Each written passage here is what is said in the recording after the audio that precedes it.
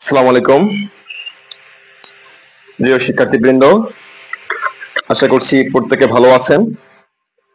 আমাদের যে আজকের আলোচনার বিষয় ধারাবাহিক ক্লাস হিসেবে আজকের যে আলোচনার বিষয় কোষ ও এর গঠন, এর যে দ্বিতীয় ক্লাস, অর্থাৎ আমরা গত বুধবারে কিন্তু এর প্রথম ক্লাস করে ফেলেছি।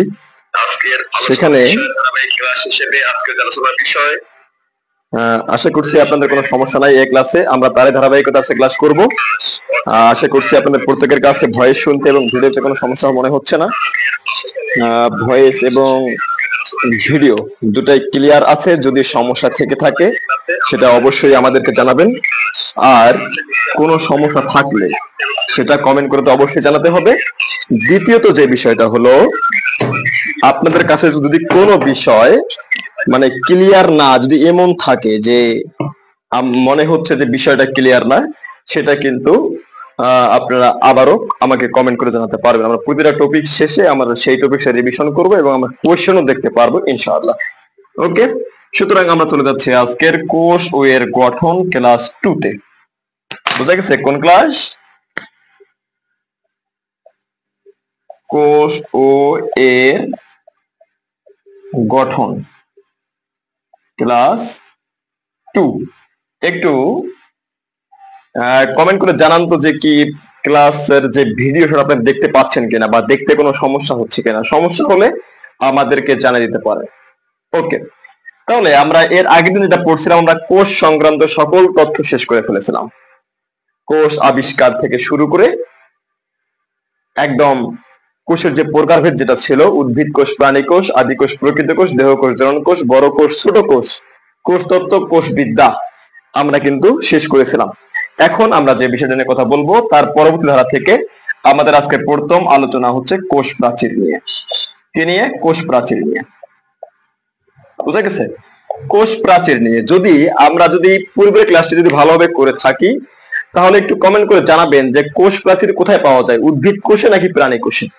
একটু জানাবেন যে কোষ প্রাচীর কোথায় পাওয়া যায়, উদ্ভিদ কোষে নাকি প্রাণী কোষে। এই যে কোষ প্রাচীরের যে ব্যাপারটা, আমরা যেটা জানি যে কোষ আবিষ্কার করেন বিজ্ঞানী রবার্ট হুক। আমরা এটাও জানি যে রবার্ট হুক যে কোষটা আবিষ্কার করেছিলেন সেটা ছিল মৃত কোষ, এবং লিউয়েন হুক যে কোষটা আবিষ্কার করেছিলেন সেটা ছিল হচ্ছে জীবিত কোষ, তাই কিনা? প্রকৃতপক্ষে রবার্ট হুক যে কোষটা আবিষ্কার করেছিলেন সেটা ছিল কোষ প্রাচীর। যদি কোশ্চেন হয়ে থাকে কোষ প্রাচীর কে আবিষ্কার করেন, বিজ্ঞানী রবার্ট হুক কোষ প্রাচীর আবিষ্কার করেন। That's final. তাহলে কোষ প্রাচীর কে আবিষ্কার করছে? রবার্ট হুক কোষ প্রাচীর আবিষ্কার করেছিলেন। আপনাদের কাছে খাতা কলম থাকলে টু দ্য পয়েন্ট একদম নোট করে রেখে দিতে পারেন। ওকে, তাহলে কোষ প্রাচীর কাকে বলে? উদ্ভিদ কোষের সমস্ত প্রোটোপ্লাজম ঘিরে এবং কোষ ঝিল্লির বাইরে যে জড়বস্তু প্রাচীর দেখা যায় সেটা হচ্ছে কোষ প্রাচীর। আবার এভাবে বলা যায় উদ্ভিদ কোষের বাইরে যে জড় প্রাচীর আছে সেটাই কোষ প্রাচীর। উদ্ভিদ কোষের সবচেয়ে বাইরে যে জড় প্রাচীর আছে সেটাই হচ্ছে কোষ প্রাচীর। হ্যাঁ, উদ্ভিদ কোষে পাওয়া যায়। অনেকে জানিয়েছেন যে উদ্ভিদ কোষে পাওয়া যায়। আমরা এর মাধ্যমে হচ্ছে ক্লিয়ার হয়ে নিলাম যে ভয়েসটা শুনতে এবং ভিডিও দেখতে আপনাদের কোনো সমস্যা হচ্ছে না। আমরা যদি উদ্ভিদ কোষকে বিশ্লেষণ করতে যাই, যদি আমরা এর গঠন দেখতে যাই, আমরা তিনটা জিনিস পাবো গঠনে। কটা জিনিস পাবো? তিনটা। একটা হচ্ছে যে মধ্যপর্দা, একটা হলো মধ্যপর্দা, নাম্বার 2 হলো প্রাথমিক প্রাচীর, নাম্বার 2 প্রাথমিক প্রাচীর, নাম্বার 3 হলো সেকেন্ডারি প্রাচীর। তাহলে আমরা কয়টা জিনিস পাবো? আমরা পাবো তিনটা জিনিস। এই যে মধ্যপর্দা আমরা দিলাম, মধ্যপর্দা আমরা দিয়ে দিলাম। সাধারণত মধ্যপর্দা কোষ প্রাচীরের একদম মাঝখানে থাকে। মধ্যপর্দা কোষ প্রাচীর একদম মাঝখানে। মনে রাখবেন কি হবে? এই যে মধ্য মানেই মাছ, তাই কিনা? মধ্য মানে কিন্তু কি? মাছ। ওকে, এখন যেটা হচ্ছে মধ্যপর্দার এই দিকে একটা কোষ থাকে, এই দিকে একটা কোষ থাকে। মধ্যপর্দার উপরে গঠিত হয় এক স্তরের প্রাথমিক প্রাচীর। কয় স্তর? এক স্তরের প্রাথমিক প্রাচীর। প্রাথমিক প্রাচীরের উপরে গঠিত হয় 3 স্তরের সেকেন্ডারি প্রাচীর। কয় স্তরের? 1 2 3। এই যে 1 দিলাম, এই যে 2 দিলাম, এই যে 3 দিলাম। আবার এই যে 1 দিলাম, 2 দিলাম, 3 দিলাম, আবার এখানে 1 দিলাম, 2 দিলাম এবং 3 দিলাম। বুঝা গেছে?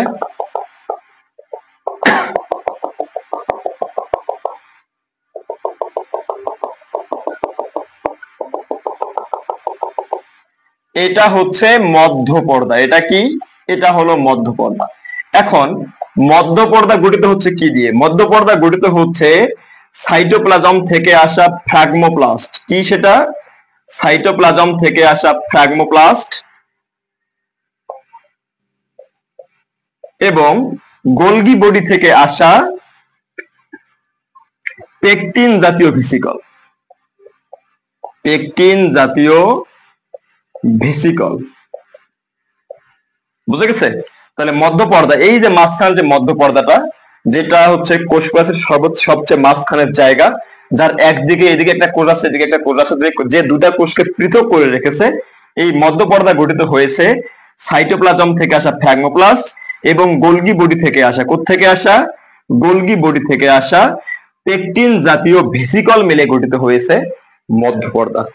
বুঝা গেছে? কি? পেকটিন জাতীয় ভেসিকল মিলে গঠিত হয়েছে মধ্য পর্দা। ক্লিয়ার? এখন দেখেন মধ্য পর্দার উপরে এই যে এক স্তরের এরকম স্তর একটা না, এই যে একটা, এই যে একটা স্তর, এই যে একটা স্তর, এই যে একটা স্তর। মধ্য পর্দার উপরে এক স্তরের, কয় স্তরের? এক স্তরের প্রাথমিক প্রাচীর গঠিত হয়। কয় স্তরের? এক স্তরের প্রাথমিক প্রাচীর গঠিত হয়। প্রাথমিক প্রাচীর গঠিত হয় সেলুলোজ, হেমিসেলুলোজ এবং গ্লাইকোপ্রোটিন দিয়ে। কি কি দিয়ে? সেলুলোজ, হেমিসেলুলোজ এবং গ্লাইকোপ্রোটিন দিয়ে প্রাথমিক প্রাচীর গঠিত হয়ে থাকে। তাহলে কোশ্চেন যেটা হচ্ছে, প্রাথমিক প্রাচীর প্রথমত কথা এক স্তর বিশিষ্ট মধ্য পর্দার উপরে এক স্তরের প্রাচীর হচ্ছে প্রাথমিক প্রাচীর। প্রাথমিক প্রাচীর গঠিত হয়েছে তিনটা বস্তু দিয়ে বা তিনটা জিনিস দিয়ে। একটা হচ্ছে সেলুলোজ, একটা হলো হেমিসেলুলোজ, আর একটা হলো গ্লাইকোপ্রোটিন। এখন দেখেন প্রাথমিক প্রাচীরের উপরে 1 2 3 এই তিন স্তরের, 1 2 3 এই তিন স্তরের, 1 2 3 এই তিন স্তরের, 1 2 3 এই তিন স্তরের, তিন স্তরে কি হয়েছে? সেকেন্ডারি প্রাচীর গঠিত হয়। কি প্রাচীর? সেকেন্ডারি প্রাচীর। সেকেন্ডারি প্রাচীর গঠিত হচ্ছে হেমিসেলুলোজ, হেমিসেলুলোজ যোগ লিগনিন, হেমিসেলুলোজ এবং লিগনিন মিলে গঠিত হচ্ছে সেকেন্ডারি প্রাচীর। বোঝা গেছে? বুঝা গেছে? এখন বলেন কোষ প্রাচীরের যে গঠনগত অংশ তিনটা, নাম্বার 1 মধ্য পর্দা, নাম্বার 2 প্রাথমিক প্রাচীর, নাম্বার 3 সেকেন্ডারি প্রাচীর। এই যে সেকেন্ডারি প্রাচীর, এই যে সেকেন্ডারি প্রাচীর। এখন বলেন কোষ প্রাচীরের যে গঠনগত উপাদান তিনটা, মধ্য পর্দা, প্রাথমিক প্রাচীর এবং সেকেন্ডারি প্রাচীর, এই তিনটাকে আপনারা বুঝতে পেরেছেন? দ্বিতীয়ত কথা, মধ্য পর্দা গঠিত হচ্ছে সাইটোপ্লাজম থেকে আসা ফ্র্যাগমোপ্লাস্ট এবং গোলগি বডি থেকে আসা পেকটিন জাতীয় ভেসিকল নিয়ে গঠিত। প্রাথমিক প্রাচীর সেলুলোজ, হেমিসেলুলোজ, গ্লাইকোপ্রোটিন নিয়ে গঠিত। সেকেন্ডারি প্রাচীর হেমিসেলুলোজ এবং লিগনিন নিয়ে গঠিত। এই বিষয়টাতে কোনো সমস্যা আছে কিনা একটু দ্রুত কমেন্ট করতে হবে। যা জানতে চাই জানাতে হবে, যা জানতে চাই অবশ্যই জানাতে হবে। অনেকে সালাম জানিয়েছেন, ওয়ালাইকুম সালাম। অনেকে সালাম জানিয়েছেন। সাউন্ড প্রবলেম, এখন তো সাউন্ড প্রবলেম নাই। যা জানতে চাই অবশ্যই জানাতে হবে। ওকে, তাহলে সাউন্ড ক্লিয়ার আছে। স্যার পিডিএফটা কি এই অধ্যায় পুরোটা? হ্যাঁ, পিডিএফ এই অধ্যায় পুরোটার পাশাপাশি আরো একটা অধ্যায় আছে। ঠিক আছে, কোর্স মানে যে পিডিএফ দিয়েছি, আমি যখন ক্লাস শেষ হবে আমি বলে দিব যে পিডিএফ এর ক্লাস শেষ, আমি এটা বলে দিব। যখন ক্লাস শেষ হবে আমি বলবো যে এই পিডিএফ এর এই 4 থেকে 5টা ক্লাস হয়েছে, আমি আপনাদেরকে জানিয়ে দেবো। Clear sir? Clear sir. উদ্ভিদ কোষে পাওয়া যায় সেটা আমরা জেনেছি। ওকে ওকে ওকে ওকে, কোনো সমস্যা নাই। ওকে, সমস্যা নাই স্যার, নাই স্যার, নাই সমস্যা।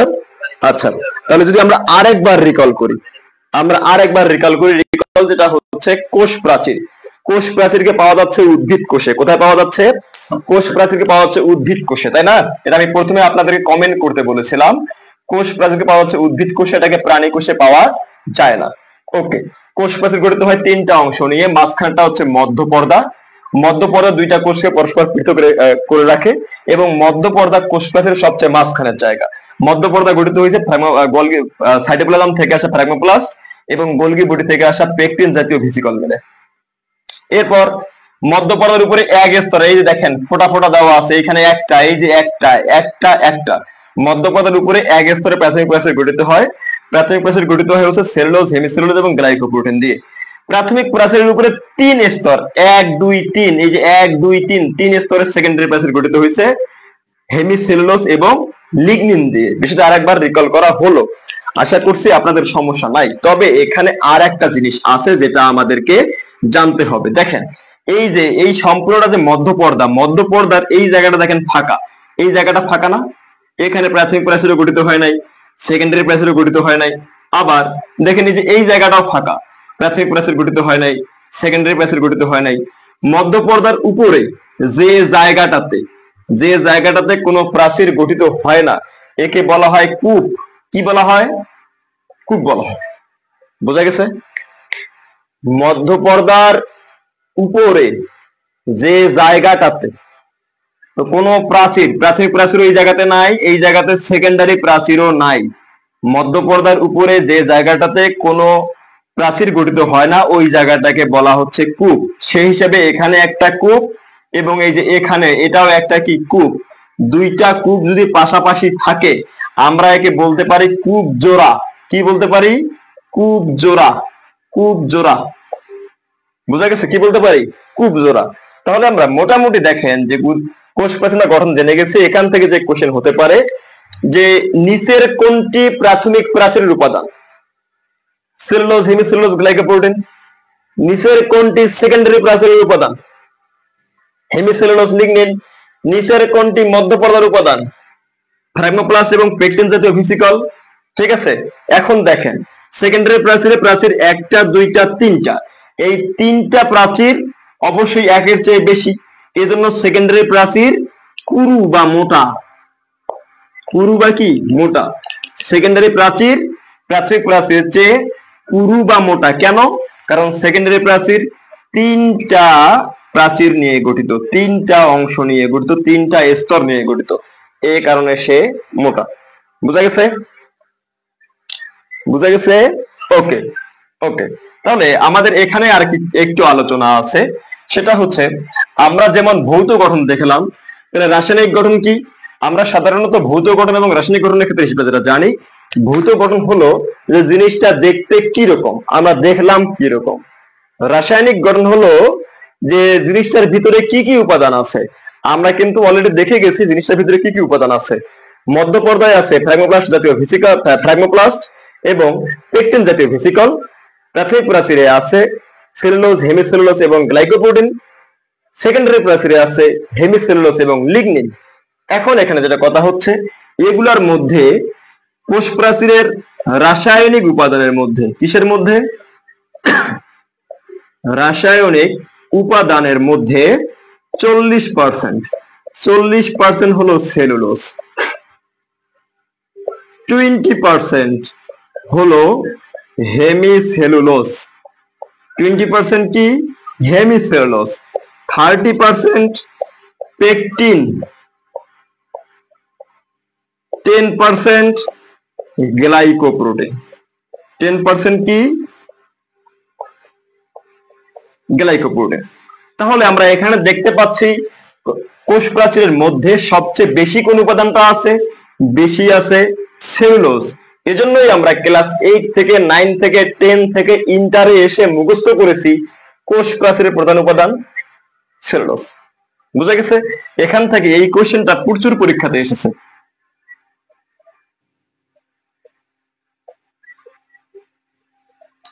কোষ প্রাচীরের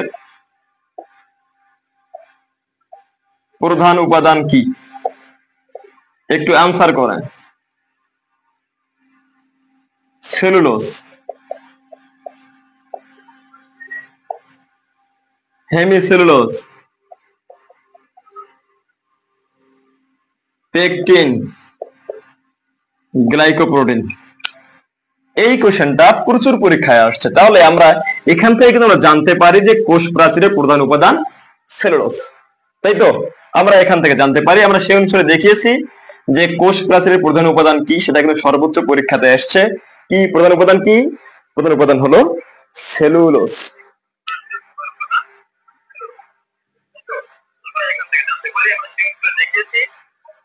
হ্যাঁ, একটু আনসার করেন, একটু আনসার করেন, একটু আনসার করার চেষ্টা করেন। যে কোনো সমস্যা একটু আনসার করার চেষ্টা করেন। বুঝতে না পারলে অবশ্যই জানাবেন আমাকে, একটু কমেন্ট করে অবশ্যই জানাতে হবে, কমেন্ট করে অবশ্যই জানাতে হবে। এখন কোষ প্রাচীর একটা সূক্ষ্ম গঠন বলে কথা আছে। কি গঠন? সূক্ষ্ম গঠন। সূক্ষ্ম গঠনটা হলো যে 1000 থেকে 3000 সেলুলোজ মিলে গঠিত হয় সেলুলোজ চেইন। কি গঠিত হয়? Cellulose chain. সেলুলোজ চেইন মিলে গঠিত হয় মাইসেলি। কি গঠিত হয়? মাইসেলি। মাইসেলি থেকে গঠিত হয় মাইক্রোফাইব্রিল। কি গঠিত হয়? মাইক্রোফাইব্রিল। এখান থেকে কি গঠিত হয়? ম্যাক্রোফাইব্রিল। ম্যাক্রোফাইব্রিল।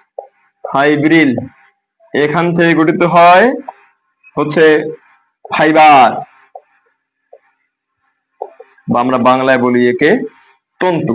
এটা হচ্ছে কোষ প্রাচীর গঠিত হওয়ার একটা প্রসেস, যে অনেকগুলো সেলুলোজ মিলে গঠিত হয় সেলুলোজ চেইন, অনেকগুলো সেলুলোজ চেইন মিলে গঠিত হয় ক্রিস্টাল মাইসেলি, অনেকগুলো মাইসেলি মিলে গঠিত হয় মাইক্রোফাইব্রিল, অনেকগুলা মাইক্রোফাইব্রিল মিলে গঠিত হয় ম্যাক্রোফাইব্রিল, অনেকগুলা ম্যাক্রোফাইব্রিল মিলে গঠিত হয় ফাইবার বা তন্তু। ক্লিয়ার? এখন এখানে একটা কোশ্চেন আছে, ইম্পর্টেন্ট কোশ্চেন। কোষ প্রাচীরের গাঠনিক একক মাইসেলি। ইম্পর্টেন্ট কোশ্চেন, ইম্পর্টেন্ট, খুবই ইম্পর্টেন্ট।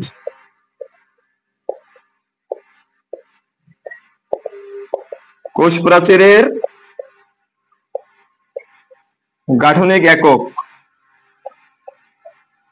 কি? মাইসেলি। এই দুইটা কোশ্চেন ডিফারেন্ট। প্রধান উপাদান সেলুলোজ, গাঠনিক একক মাইসেলি। কোন সমস্যা আছে দ্রুত জানান, কোন সমস্যা আছে কিনা একটু দ্রুত জানাবেন, কোন সমস্যা আছে কিনা একটু দ্রুত জানাবেন।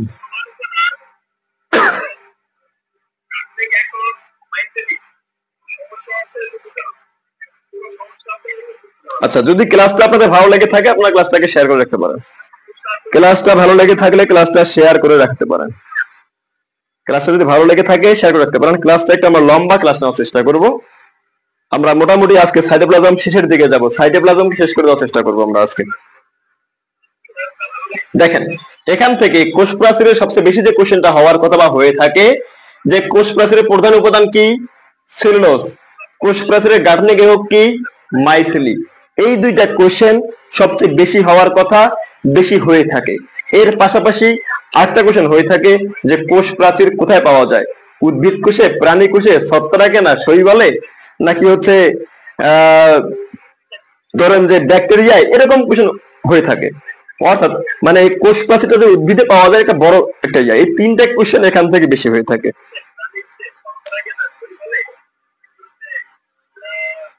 বুঝতে পারা গেছে? আচ্ছা, আমার আদর্শ কলেজ থেকে কে কে ক্লাস করছো একটু কমেন্ট করে জানাও। আমার আদর্শ কলেজ থেকে ক্লাস কে কে করছো একটু কমেন্ট করে জানাও। আমার আদর্শ কলেজ দিনাজপুর থেকে কে কে ক্লাস করতেছো একটু কমেন্ট করে জানাও।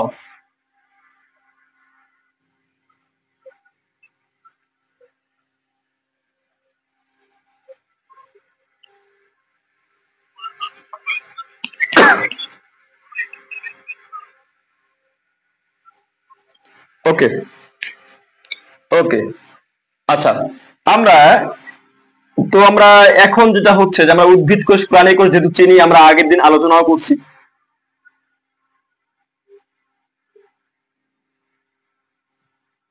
দেখা যায় এটা আমরা দিলাম একটা উদ্ভিদ কোষ। কি কোষ দিলাম? আমরা লিখলাম এটা একটা হচ্ছে উদ্ভিদ কোষ।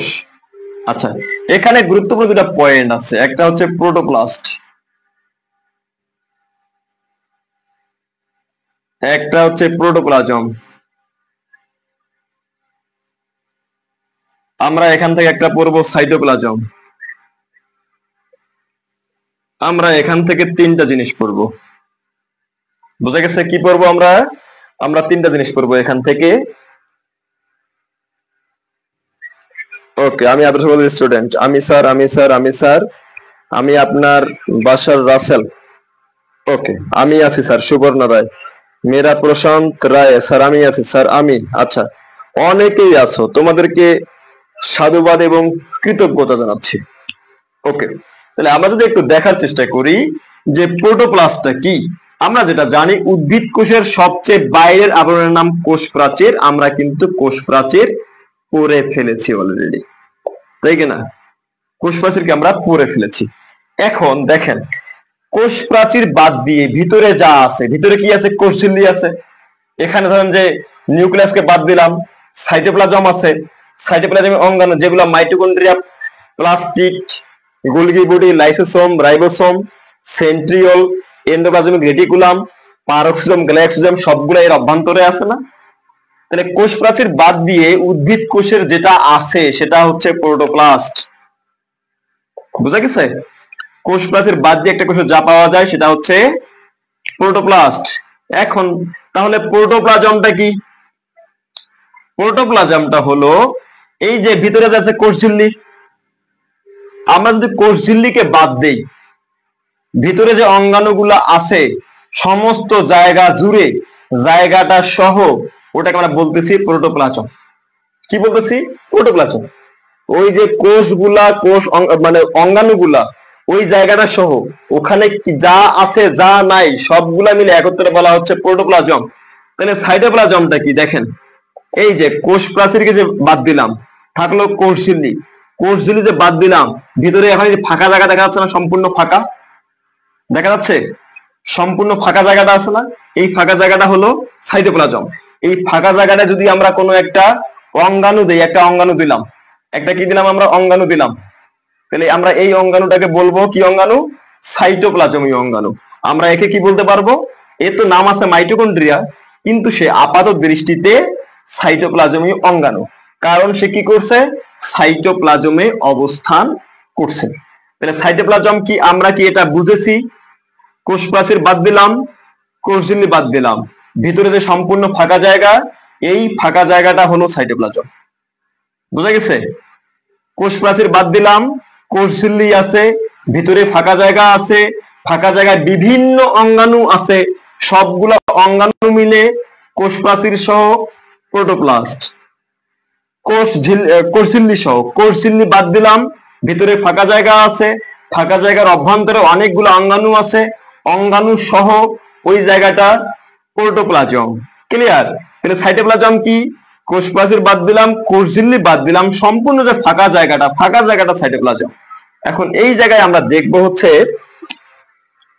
আমরা এই জায়গায় যেটা দেখব সেটা হলো যে প্রোটোপ্লাজমটা আসলে কি।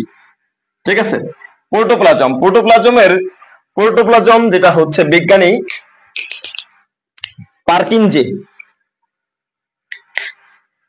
পার্কিনজে প্রোটোপ্লাজম আবিষ্কার এবং নামকরণ করেন, এটা আমরা জানি। প্রোটোপ্লাজমকে এখনকার সময়ে বলা হয় সার্কোট। কি বলা হয়? সার্কোট। এর অপর নাম, প্রোটোপ্লাজমের অপর নাম সার্কোট। প্রোটোপ্লাজমকে জীবনের ভৌত ভিত্তি বলেছে, জীবনের ভৌত ভিত্তি বলেছে বিজ্ঞানী হ্যাক্সলে। বিজ্ঞানী হ্যাক্সলে কি বলছে? যে প্রোটোপ্লাজম হচ্ছে জীবনের ভৌত ভিত্তি।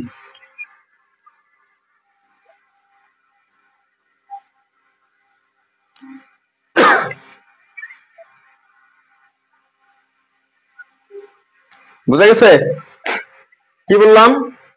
যে প্রোটোপ্লাজম জীবনের ভৌত ভিত্তি, এটা কে বলেছে? বিজ্ঞানী হ্যাক্সলে। প্রোটোপ্লাজমের সাধারণত 70 থেকে 90% পানি। প্রোটোপ্লাজমের চলন দুই প্রকার। কয় প্রকার চলন? দুই প্রকার। নাম্বার ওয়ান একমুখী। নাম্বার ওয়ান কি? একমুখী। নাম্বার দুই বহুমুখী। প্রোটোপ্লাজম থেকে আর কিছু পড়ার প্রয়োজন নাই, যা বললাম সেটাই। প্রোটোপ্লাজমকে বর্তমান সময়ের অপর নাম বলা হচ্ছে সার্কোট। কি বলা হচ্ছে? অপর নাম হচ্ছে সার্কোট। প্রোটোপ্লাজমকে জীবনের ভৌত ভিত্তি কে বলছে? বিজ্ঞানী হ্যাক্সলে। খুবই ইম্পর্টেন্ট তথ্য, যতটুকু আলোচনা করব খুবই ইম্পর্টেন্ট তথ্য, খুবই ইম্পর্টেন্ট।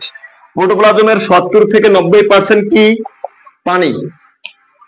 প্রোটোপ্লাজমের চলন কয় প্রকার? প্রোটোপ্লাজম চলন হচ্ছে দুই প্রকার, একমুখী চলন এবং বহুমুখী বা উভমুখী চলন। বুঝা গেছে? প্রোটোপ্লাজম থেকে আর কোনো কিছু পড়ার প্রয়োজন নয় আকারে নাই। প্রোটোপ্লাজম থেকে আর কোনো কিছু পড়ার প্রয়োজন নাই।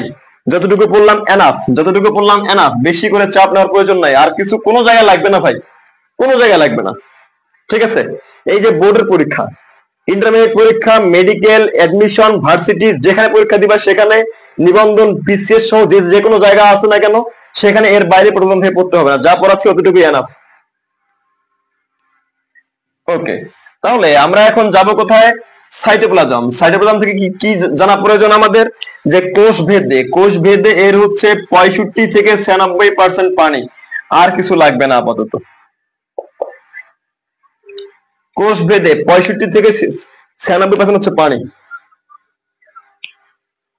কোষ ভেদে 65 থেকে 96% পানি।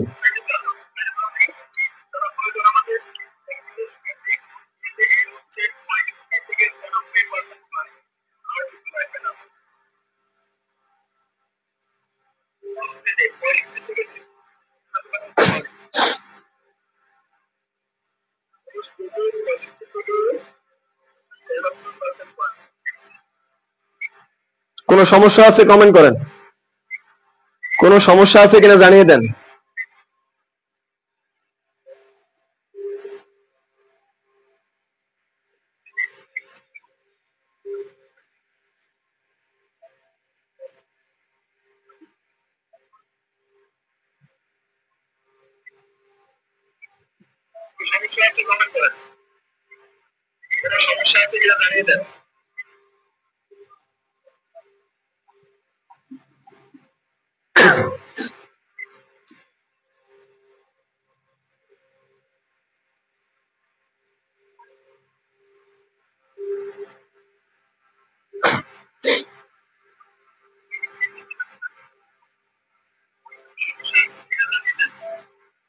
নাই sir, thanks sir, no sir, no problem. Okay, যে কোনো সমস্যা আপনারা জানিয়ে দেন।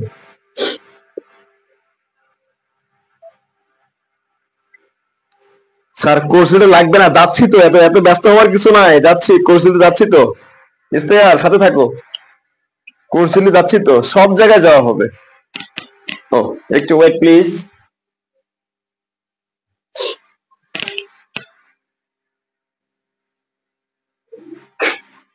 ওকে, আচ্ছা, আমরা এখন যাব হচ্ছে কোর্সঝিল্লি। কোথায় যাব?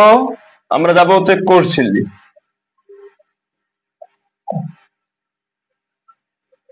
ইংরেজি নাম প্লাজমা মেমব্রেন। প্লাজমা মেমব্রেন, অপর নাম প্লাজমা লেমা। কি নাম? Plasma lemma. এর অপর নাম বায়ো মেমব্রেন। কি নাম? Bio membrane. আমরা দেখেছি এর আগে যারা আমরা অনেকে অনেক জায়গায় খুব শর্ট করে পড়েছি, যেমন এসএসসি তে এটা এই লেভেলে ছিল, এই যে এরকম ছিল এসএসসি তে। বুঝা গেছে? এগুলাকে বলা হতো মাইক্রোভিলাই। কি বলা হতো? এই যে আঙ্গুলের মতো অংশ, একে বলা হতো মাইক্রোভিলাই, আমরা দেখেছিলাম। আচ্ছা, এবং এর অভ্যন্তরে যে ফাঁকা জায়গাটা, এই ফাঁকা জায়গাটাকে বলা হতো পিনোসাইটিক ফোস্কা। কি বলা হতো? পিনোসাইটিক ফোস্কা।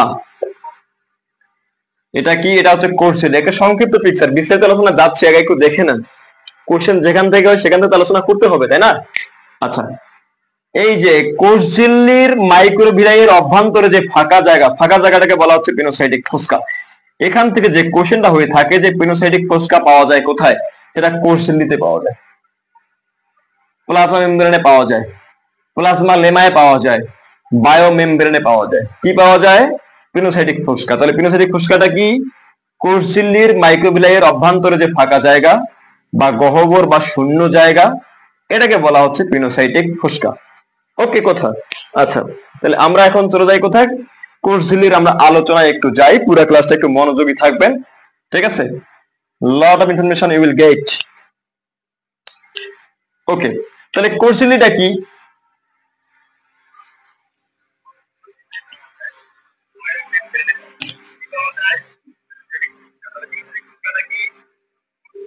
দেখা যায় না। আচ্ছা, আমরা একটু ট্রাই করতেছি দেখার জন্য।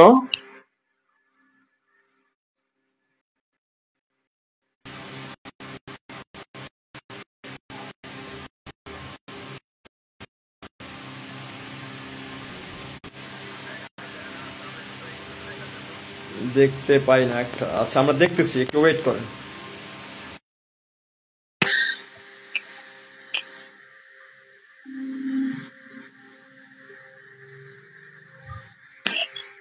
হ্যাঁ, এখন ক্লিয়ার, এখন ক্লিয়ার আছে।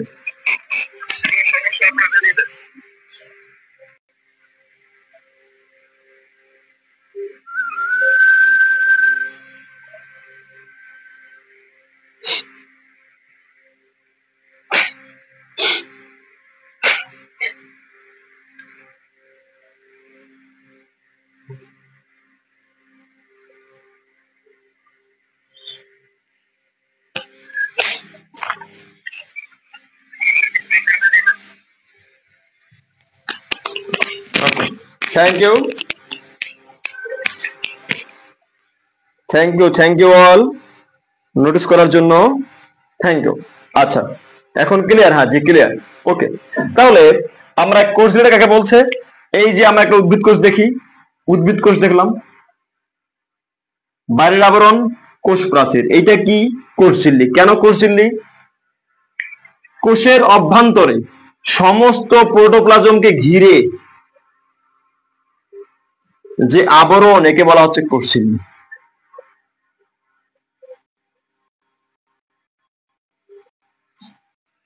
কোষের অভ্যন্তরে সমস্ত প্রোটোপ্লাজমকে ঘিরে যে আবরণ, একে বলা হচ্ছে কোষ ঝিল্লি। এই যে কোষের অভ্যন্তরে, এটা এখানে নিউক্লিয়াস আছে, কোষ গহ্বর আছে, অসংখ্য অঙ্গাণু আছে। এই অঙ্গাণুগুলা ঘিরে যে আবরণ, একে বলা হচ্ছে কোষ ঝিল্লি। কোষ ঝিল্লি কিন্তু জীবিত বা সজীব। বুঝা গেছে? কোষ ঝিল্লি কি? জীবিত বা সজীব। কোষ প্রাচীর কিন্তু মৃত ছিল। ওকে, তাহলে এখন হচ্ছে কোষ ঝিল্লি সংক্রান্ত বেশ কিছু কিন্তু মডেল। কোষ ঝিল্লির গঠন কিরকম, গঠনে কি কি আছে, কি কি নাই। এই যে কোষের অভ্যন্তরে, এটা এখানে নিউক্লিয়াস আছে, কোষ গহ্বর আছে, অসংখ্য অঙ্গাণু আছে। এই অঙ্গাণুগুলা ঘিরে যে আবরণ, একে বলা হচ্ছে কোষ ঝিল্লি। কোষ ঝিল্লি কিন্তু জীবিত বা সজীব। বুঝা গেছে? কোষ ঝিল্লি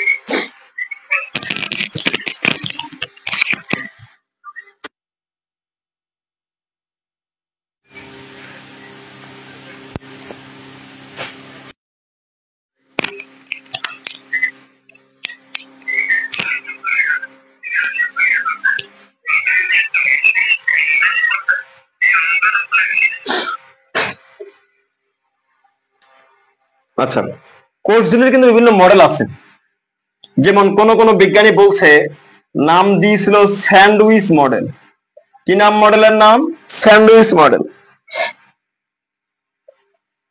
আবার একজন বিজ্ঞানী দিয়েছিল কি? Unit membrane hypothesis.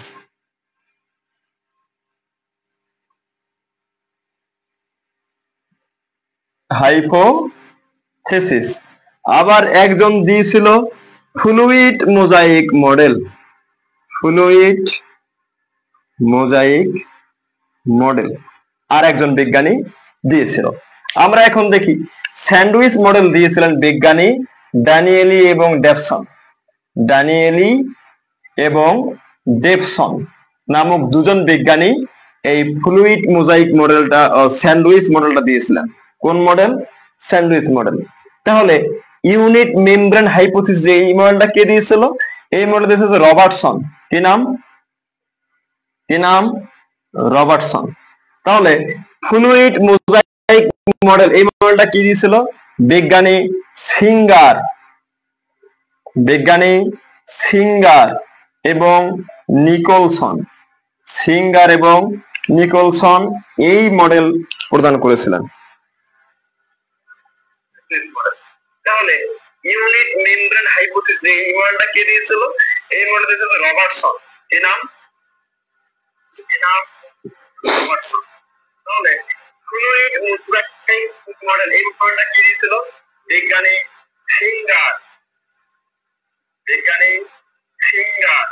এবং নিকলসন, সিঙ্গার এবং ওকে, ক্লাসটা একটু পর্যবেক্ষণ করতে হচ্ছে এই সমস্যাটা হওয়ার কারণে আসলে। ঠিক আছে, তাহলে এখান থেকে আমরা তিনটা মডেল পড়তে হবে, কোর্সিল্লি বা প্লাজমা মেমব্রেন বা প্লাজমা লেমা বা মায়োমেমব্রেন, যেটাকে আমরা বলতেছি। এর গঠনটা কিরকম হবে বিভিন্ন বিজ্ঞানী বিভিন্ন মডেল দিয়েছিলেন। তার মধ্যে স্যান্ডউইচ মডেল দিয়েছিলেন বিজ্ঞানী ড্যানিয়েল এবং ডেভসন, ইউনিট মেমব্রেন হাইপোথিসিস দিয়েছিলেন বিজ্ঞানী রবার্টসন, এবং ফ্লুইড মোজাইক মডেল দিয়েছিলেন বিজ্ঞানী সিঙ্গার এবং নিকলসন। এই কোর্সিল্লির গঠন সংক্রান্ত সকল মডেলের মধ্যে সর্বজন গ্রাহ্য এবং আধুনিক এবং ভুল বর্জিত, এখন পর্যন্ত কোনো সমালোচনা নাই এমন মডেলের নাম হচ্ছে কিন্তু ফ্লুইড মোজাইক মডেল। কি মডেল? Fluid mosaic model. বিজ্ঞানী সিঙ্গার এবং নিকলসন 1972 সালে এই মডেল প্রদান করেন। কোন বিজ্ঞানী? বিজ্ঞানী সিঙ্গার এবং নিকলসন 1972 সালে প্লাজমা লেমা বা প্লাজমা মেমব্রেন বা বায়োমেমব্রেন বা কোর্সিল্লি এর গঠন সংক্রান্ত ফ্লুইড মোজাইক মডেল প্রদান করে থাকেন। ক্লিয়ার? এটা সর্বজন গ্রহণযোগ্য মডেল, তবে বাকিগুলো থেকেও কিন্তু এমসিকিউ হতে পারে। এখন যেটা করব আমরা হচ্ছে ফ্লুইড মোজাইক মডেল অনুসারে কোর্সিল্লি এর গঠন দেখব। কি দেখব? কোর্সিল্লি এর আমরা কি দেখব? গঠন দেখব। নিম্নে হচ্ছে যে ধরে ফ্লুইড মোজাইক মডেল অনুসারে কোর্সিল্লি গঠন নিম্নরূপ আমরা দেখতে পারি। আচ্ছা, একটু ইজি, বইয়ে অনেক কঠিন মনে হয়ে থাকে।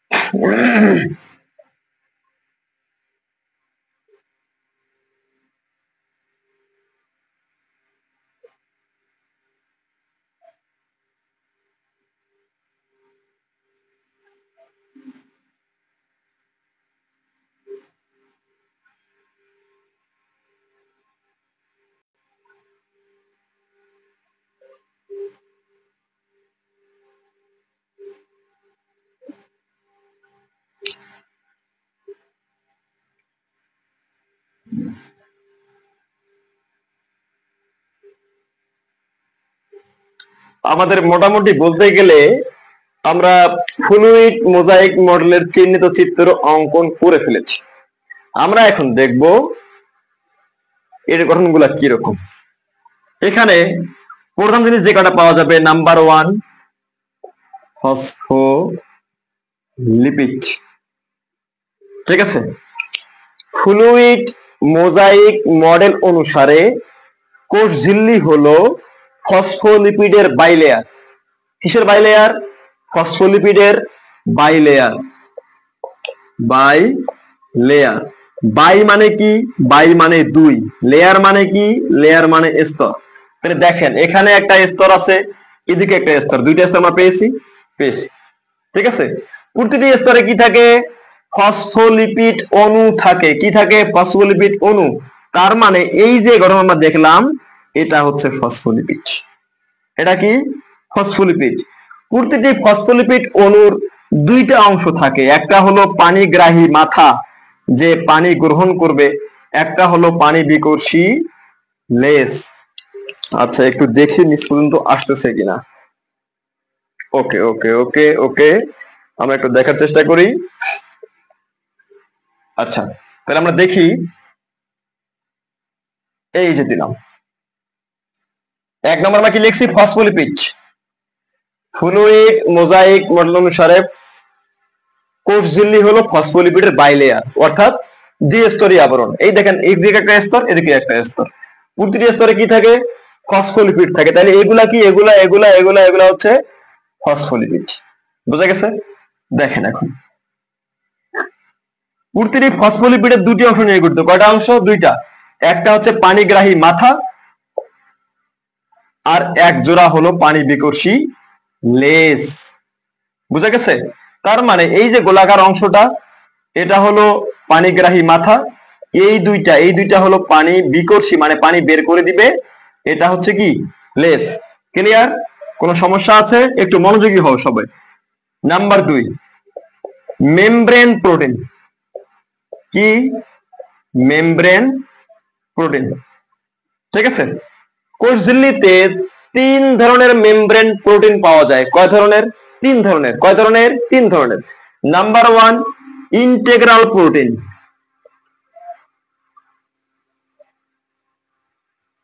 কি প্রোটিন? ইন্টেগ্রাল প্রোটিন, যা হচ্ছে উভয় সারফেস পর্যন্ত বিস্তৃত, মানে এদিকের স্তরেও আছে, এদিকের স্তরেও আছে, উভয় স্তরে বিস্তৃত। দেখেন এই এখান থেকে শুরু করে ওই স্তর পর্যন্ত। ক্লিয়ার? Number 2, peripheral protein. কি নাম? পেরিফেরাল প্রোটিন, যেটা ঝিল্লির যে কোনো এক স্তরে যে কোনো এক জায়গায় সংযুক্ত থাকে। নাম্বার 3, এই যে এটা হচ্ছে লিপিড সম্পৃক্ত প্রোটিন। কি প্রোটিন? লিপিড সম্পৃক্ত প্রোটিন। তাহলে একটা জিনিস 2 নম্বরে বোঝান আমাকে, যে মেমব্রেন প্রোটিন যে লিখলাম, এখানে কোষঝিল্লিতে কয় ধরনের মেমব্রেন প্রোটিন পাওয়া যায়? বলেন, কমেন্ট করেন। কয় ধরনের মেমব্রেন প্রোটিন পাওয়া যায় একটু কমেন্ট করে জানিয়ে দেন। নাম্বার 3 আছে গ্লাইকোকেলিক্স।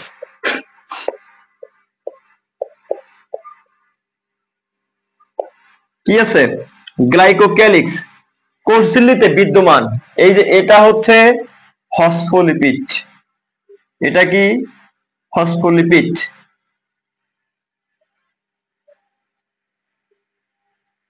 ও সরি, এটা হচ্ছে গ্লাইকোলিপিড। কি নাম? গ্লাইকোলিপিড। আর এর নাম গ্লাইকোপ্রোটিন। বুঝা গেছে? তাহলে কি বলবো আমরা? যে কোষঝিল্লিতে বিদ্যমান গ্লাইকোলিপিড এবং গ্লাইকোপ্রোটিনকে একত্রে বলা হয় গ্লাইকোক্যালিক্স। গ্লাইকোলিপিড যোগ গ্লাইকোপ্রোটিন, এই দুইটাকে একত্রে বলা হচ্ছে গ্লাইকোক্যালিক্স।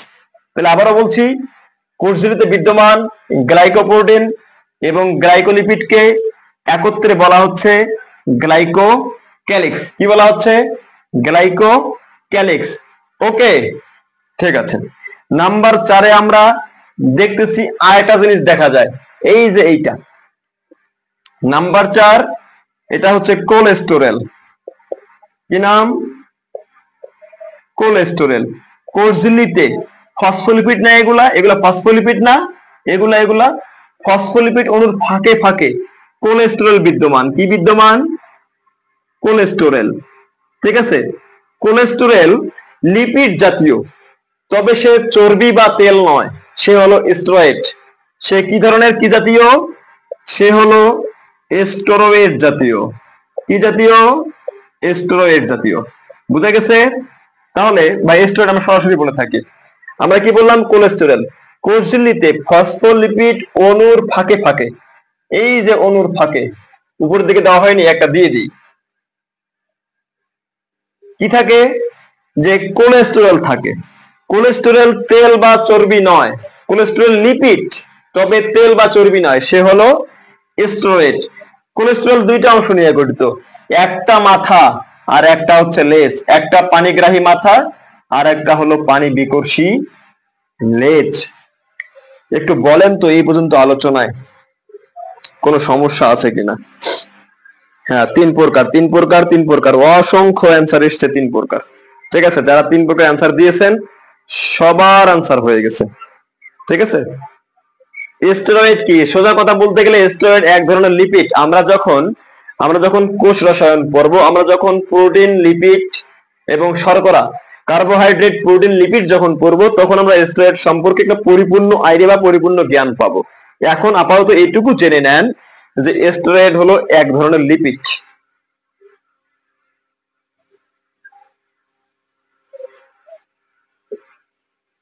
কোনো সমস্যা আছে কিনা দ্রুত কমেন্ট চাচ্ছি, কোনো সমস্যা আছে কিনা, কোনো সমস্যা আছে কিনা? হ্যাঁ, মৃন্ময়, মৃন্ময় শর্মা মুক্ত, সে কমেন্ট করছে স্যার যে। থ্যাংক ইউ মৃন্ময়। নাই সমস্যা নাই, সমস্যা নাই। ওকে, আমাদের সাথে এই মুহূর্তে লাইভে যুক্ত আছেন 84 জন, 84 জন লাইভে যুক্ত আছেন। আপনাদের যদি ক্লাসটা ভালো লেগে থাকে ক্লাসটা আপনারা শেয়ার করে রেখে দিতে পারেন, ক্লাসটাকে শেয়ার করে রেখে দিতে পারেন যদি ক্লাসটা আপনাদের কাছে ভালো লেগে থাকে। ওকে, তাহলে আমরা এখন এই জায়গা দেখেন যে আমরা যেটা পড়তেছি, কি পড়তেছি? আমরা পড়তেছি ফ্লুইড মোজাইক মডেল। কে দিয়েছিলেন? সিঙ্গার এবং নিকলসন, তাই তো? এখন এই যে প্রোটিনটা যেটা আছে ইন্টিগ্রাল প্রোটিন, বাকি সবগুলাকে যদি আপনি পানি মনে করেন, পানি, এই যে ফসফোলিপিডকে যদি পানি মনে করেন, এগুলাকে কোন শরীর যদি পানি মনে করেন, সবগুলার তুলনায় একে মনে হয় বরফ। কি মনে হয়? বরফ। এজন্য ফ্লুইড মোজাইক মডেল অপর নাম আইসবার্গ মডেল। কি মডেল? Iceberg, iceberg model. একে বলা হয় ভাসমান হিমশৈল, ভাসমান হিম শৈল। একটু ক্লিয়ার করে নেন, একটু ক্লিয়ার করে নেন। তাহলে কি বলা হচ্ছে? যে সাদৃশ্যপূর্ণ বৈশিষ্ট্যের কারণে ফ্লুইড মোজাইক মডেলকে বলা হচ্ছে আইসবার্গ মডেল। এর অপর নাম ভাসমান হিমশৈল, আইসবার্গের অপর নাম। ক্লিয়ার? কোনো সমস্যা আছে? নাই। তাহলে আমরা একটু কোয়েশ্চেনে যেতে পারি। কোথায়? আমি কোয়েশ্চেন লিখবো, জাস্ট আপনারা সরাসরি অ্যান্সার একটু কমেন্ট করে জানিয়ে দেবেন সরাসরি। এবং ক্লাসটা যদি ভালো লেগে থাকে আপনারা ক্লাসটাকে আপনারা শেয়ার করে রেখে দিতে পারেন। ওকে,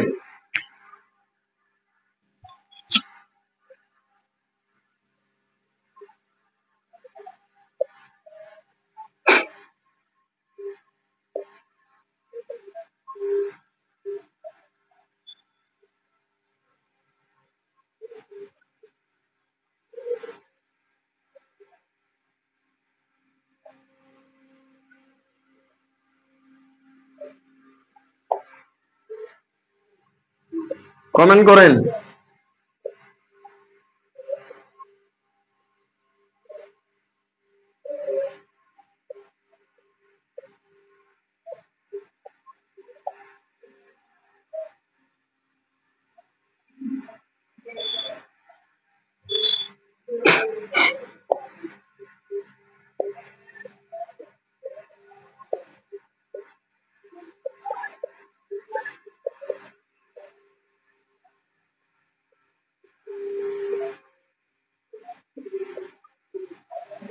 একটু 3টা প্রশ্নের অ্যান্সার একটু দ্রুত কমেন্ট করেন।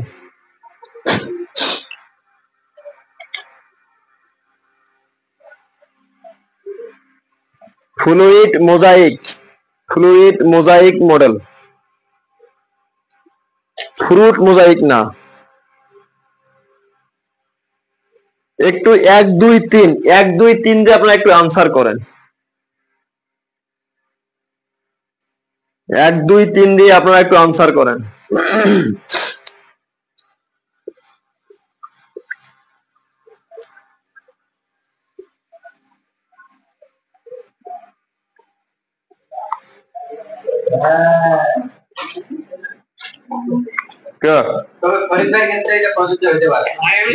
এখান থেকে ক্লাস করে কমেন্ট করতেছে আমার ইয়ার, আপনার মেস থেকে দেখতেছি।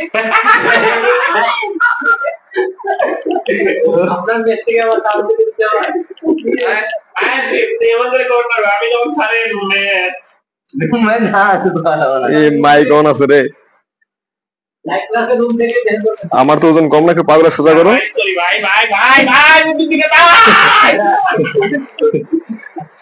চলবে চলবে, আর ওজন নাই, বুকে দেয় একটা। হ্যাঁ,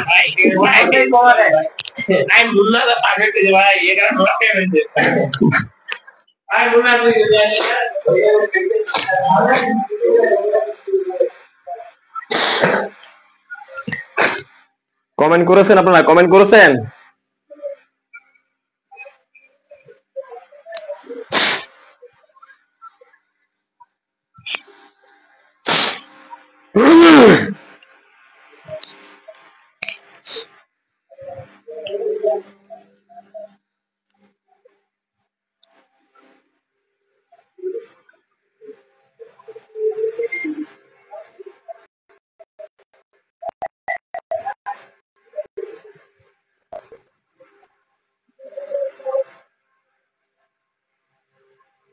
ওকে, আচ্ছা, আপনারা এখন একটু আনসার মিলিয়ে নেন। আপনারা একটু এখন আনসার মিলিয়ে নেন। কোষ ঝিল্লির গঠন সংক্রান্ত সর্বজন গ্রহণযোগ্য মডেল, সর্বজন গ্রাহ্য মডেল হচ্ছে কি? Fluid mosaic model. Fluid, fluid মানে তরল। Fluid mosaic model. Plasma membrane কিসের বাইলেয়ার? ফসফোলিপিডের bilayer. Phospholipid. Fluid mosaic model কে প্রদান করেন? সিঙ্গার এবং নিকলসন। সিঙ্গার এবং নিকলসন। কত সালে? 1972 সালে তারা এই মডেল প্রদান করেন।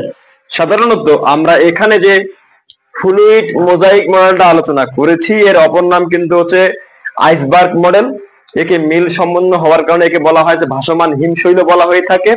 আর একটা দিন আমাদের কোলেস্টেরল পড়লাম, কোলেস্টেরলকে হচ্ছে উদ্ভিদ কোষের তুলনায় প্রাণী কোষের ঝিল্লিতে বেশি পরিমাণে পাওয়া যায়। সিঙ্গার ও নিকলসন, নিকলসন না মাসুদ রানা ভাই, এটা হবে সিঙ্গার এবং নিকলসন। সিঙ্গার এবং নিকলসন। ওকে ওকে, যদি ক্লাসটা ভালো লেগে থাকে আপনারা শেয়ার করে রেখে দিতে পারেন।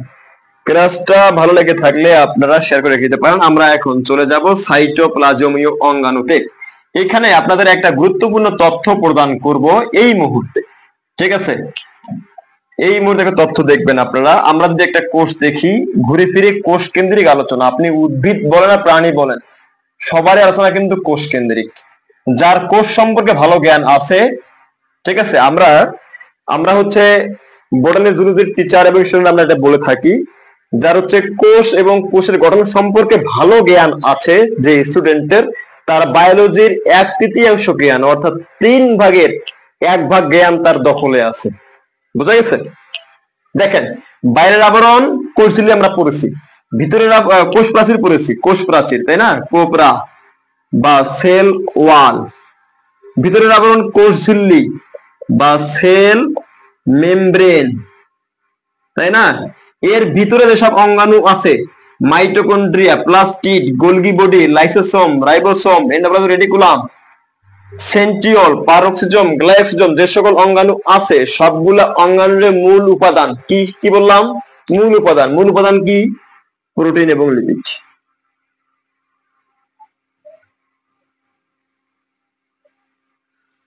কি বললাম? প্রোটিন এবং লিপিড। অর্থাৎ সোজা কথা বলতে গেলে কোষের অভ্যন্তরে যে সকল অঙ্গাণু বিদ্যমান তাদের প্রত্যেকেরই মূল উপাদান প্রোটিন এবং লিপিড। কোষের অভ্যন্তরে যে সকল অঙ্গাণু পাওয়া যায় সবগুলোরই মূল উপাদান প্রোটিন এবং লিপিড। সোজা কথা, সোজা, কোনো আর মুখস্থ করতে হবে না, মূল উপাদান প্রোটিন এবং লিপিড। ঠিক আছে? যে সকল অঙ্গাণু পড়বো সবগুলোতেই কিন্তু আমরা এই থিওরিটাকে প্রয়োগ করতে পারবো। ওকে, তাহলে আমরা এখন চলে যাচ্ছি রাইবোসোমে।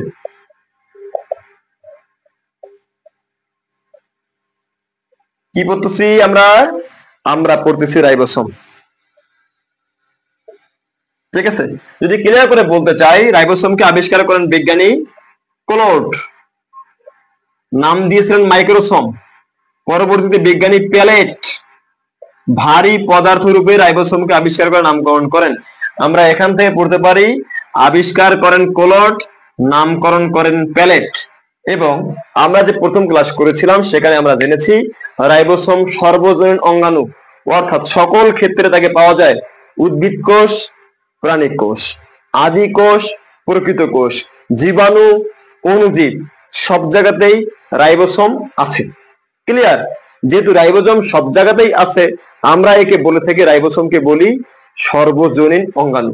কি অঙ্গাণু? সর্বজনীন অঙ্গাণু। ঠিক আছে? আমরা একটা যদি পিকচার দেখি,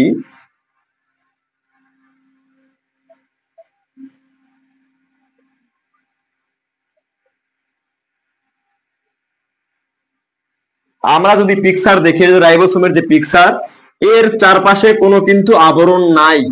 কি নাই? কোনো আবরণ চারপাশে নাই। এজন্য একে বলা হয় ঝিল্লিবিহীন অঙ্গাণু। কি বলা হয়? ঝিল্লিবিহীন অঙ্গাণু। কি বলা হয়ে থাকে? ঝিল্লিবিহীন। এর কাজ কি? এর কাজ প্রোটিন সংশ্লেষ করা। বা প্রোটিন তৈরি করা, সেহেতু একে বলা হয় প্রোটিন ফ্যাক্টরি। কি বলা হচ্ছে? Protein factory. আমরা কথাগুলো কি পেয়েছি? পেয়েছি। কি বলা হচ্ছে একে? Protein factory. এর উৎপত্তি হয় কোথায়? এর উৎপত্তি হয় অমসৃণ এন্ডোপ্লাজমিক রেটিকুলামের গায়ে রাইবোসোমের উৎপত্তি ঘটে।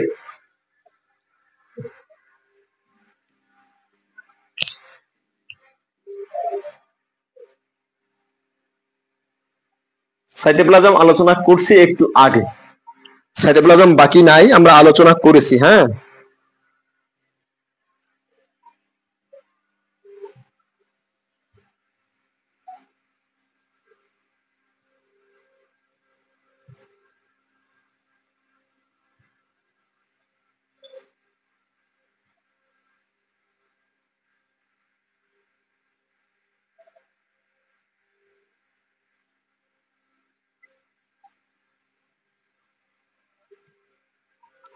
সাইটোপ্লাজম বাকি নাই, আমরা আলোচনা করেছি যতটুকু প্রয়োজন আমরা সাইটোপ্লাজম আলোচনা।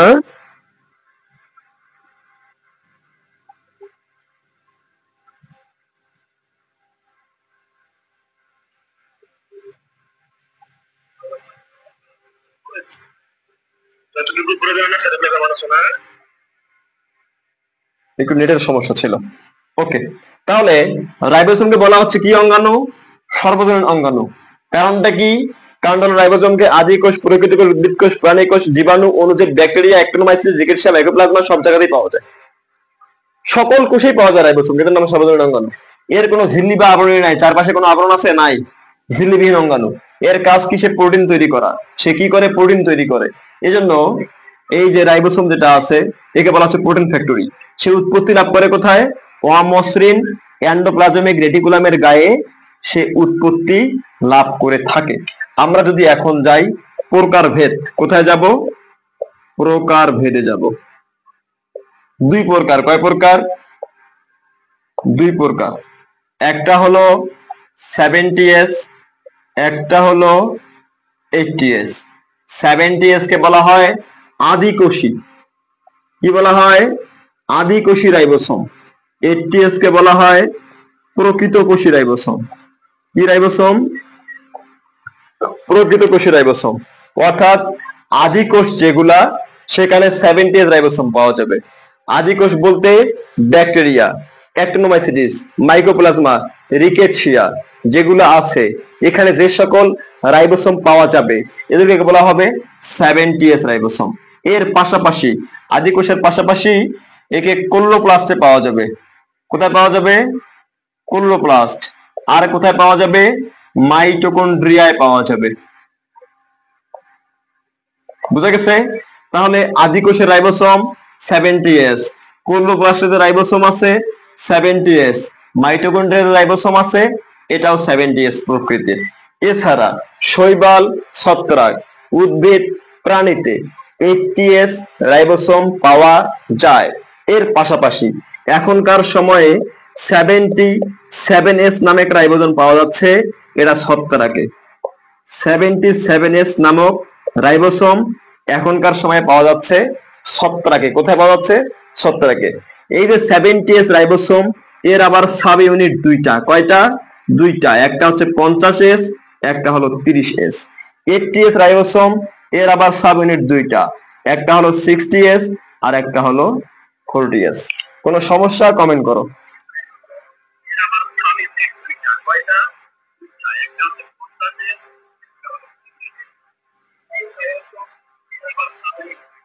কোনো সমস্যা থাকলে কমেন্ট করো।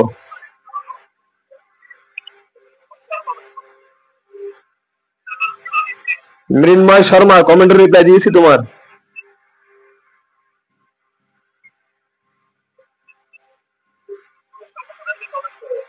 আচ্ছা, তাহলে আমরা দুই প্রকার দেখলাম, 70s, 80s। 70s কে পাওয়া যায় আদি কোষে, ক্লোরোপ্লাস্টে, মাইটোকন্ড্রিয়ায়। 80s কে পাওয়া যায় প্রকৃত কোষে। এর পাশাপাশি 77s নামক এখনকার সময় একটা রাইবোসোম পাওয়া যাচ্ছে, এটা পাওয়া হচ্ছে কোথায়? ছত্রাকে। 70s রাইবোসোম দুই ভাগ, দুইটা সাব ইউনিট, দুই প্রকার না, দুইটা সাব ইউনিট, 50s, 30s এবং 80s রাইবোসোমের 60s 40s sub unit আছে। এখন যে কথাটা হচ্ছে, এই যে আমরা রাইবোসোম পড়লাম, এর যে রাসায়নিক গঠন, কি গঠন? রাসায়নিক গঠনের ক্ষেত্রে রাইবোসোম আরএনএ এবং প্রোটিন দিয়ে গঠিত। আরএনএ এবং প্রোটিন দিয়ে গঠিত। এখানে আরএনএ এবং প্রোটিনের অনুপাত 1:1। কত অনুপাত? 1:1। এবং যে 70 যে রাইবোসোম আছে সেখানে 3 প্রকারের আরএনএ পাওয়া যায়। কি কি সেটা? সেটা হচ্ছে 23s, 16s, 5s, এবং সেখানে 52 প্রকার প্রোটিন পাওয়া যায়। 52 প্রকারের প্রোটিন পাওয়া যায়। তথ্যটা ইম্পর্টেন্ট, একটু দেখেন। 70s রাইবোসোমে 3 প্রকার আরএনএ, সেগুলো কি? 23, 16, 5, 23, 16, 5 এস, 23s, 16s, 5s, 3 প্রকারের হচ্ছে আরএনএ এবং 52 প্রকারের প্রোটিন পাওয়া যায়। যেটা হচ্ছে 80s রাইবোসোম, সেখানে 4 প্রকারের। কি কি? 28, 18, 5.8, 5, এর পাশাপাশি 80 প্রকার প্রোটিন।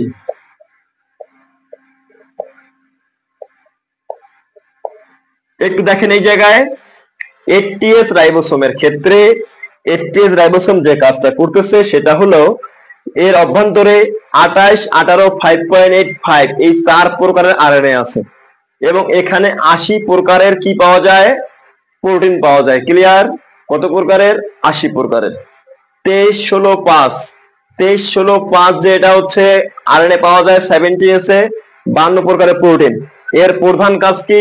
প্রধান কাজ সে যে আমরা বলছি না প্রোটিন ফ্যাক্টরি, সে কি করে?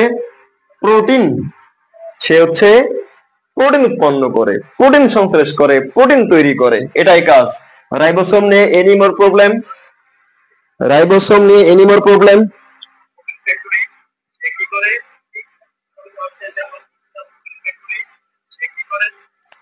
রাইবোসোম নিয়ে কোনো সমস্যা?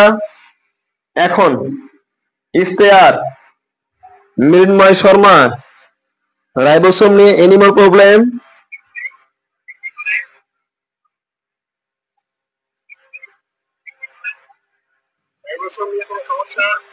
ওকে, হ্যাঁ হ্যাঁ হ্যাঁ, এই যে এস দিয়ে কি বুঝায় আমাদের দেখতে হবে যে এস দিয়ে কি বুঝায়। আমরা এস বুঝাইলাম না, এসটা হচ্ছে সিনথেটিক ইউনিট। সিনথেটিক ইউনিট অর্থাৎ এস দিয়ে, এই যে রাইবোসোমের কাজ কি? রাইবোসোমের কাজ প্রোটিন তৈরি করা। এই এস দিয়ে প্রোটিন তৈরি করার ক্ষমতা বুঝায়। এই এস দিয়ে আমরা লিখছি না 70s, এই 70s দিয়ে, এই এস দিয়ে প্রোটিন তৈরি করার ক্ষমতা বুঝায়। বুঝা গেছে? কি বুঝায়? প্রোটিন তৈরি করার ক্ষমতা বুঝায়। বুঝা গেছে? এসটাকে বলা হচ্ছে সিনথেটিক ইউনিট। কি বলা হচ্ছে? Synthetic unit. এই এস দিয়ে রাইবোসোমের কাজ যেহেতু প্রোটিন সংশ্লেষ করা, এই এস দিয়ে প্রোটিন সংশ্লেষ করার ক্ষমতাকে বোঝায়। 50, 30 ইকুয়াল 80 হয়। ভাই আপনারা বেশি বুঝতেছেন। আমি তো বলতেছি যে এটা 70s এর প্রকারভেদ না, এটা আমি বলি একটা, মাথার ভিতর ঢোকান আরেকটা। আমি বলতেছি যে 50s এবং 30s এরা হচ্ছে ইউনিট, এরা হচ্ছে 70s এর প্রকারভেদ না যে আপনি 50, 30 যোগ করে 80 করে দিবেন। বুঝা গেছে? 60, 40 মিলে 100, এটা তো 80s এর প্রকারভেদ না। এটা কি? এটা হচ্ছে ইউনিট, সাব ইউনিট। 70s এর সাব ইউনিট দুইটা। কি কি? 50 এবং 30 দুটা মিলে 80 হলো। টোটালি কত? 70। বাপের দুইটা ছেলে, বাপের উচ্চতা 6 ফিট, এক ছেলের উচ্চতা 5 ফিট, এক ছেলের উচ্চতা 6 ফিট, দুইটা মিলে হয়ে গেল 11 ফিট। এখন আপনি এখন বলবেন যে 11 ফিট কেন হইলো? দুইটা ছেলে মিলে কি বাবার সমান হইতে পারতো না? আপনি এই কথা বলবেন?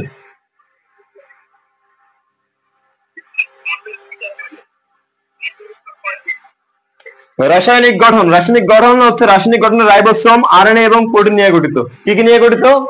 আরএনএ এবং প্রোটিন নিয়ে গঠিত, এবং এটা বলা হয়ে থাকে রাইবোসোমের ক্ষেত্রে আরএনএ এবং প্রোটিন সমান সমান পরিমাণে থাকে, সমান সমান।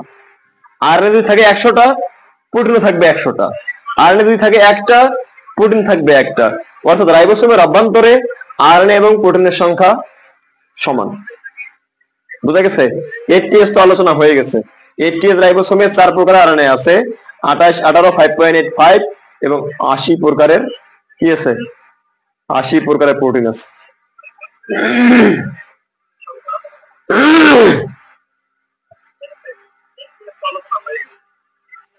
হ্যাঁ, এস ফুল মিনিং আলোচনা করছি, সাব ইউনিট ফুল মিনিং আলোচনা হয়ে গেছে। Okay okay okay, any more problem? Comment please. Any more problem? Please comment.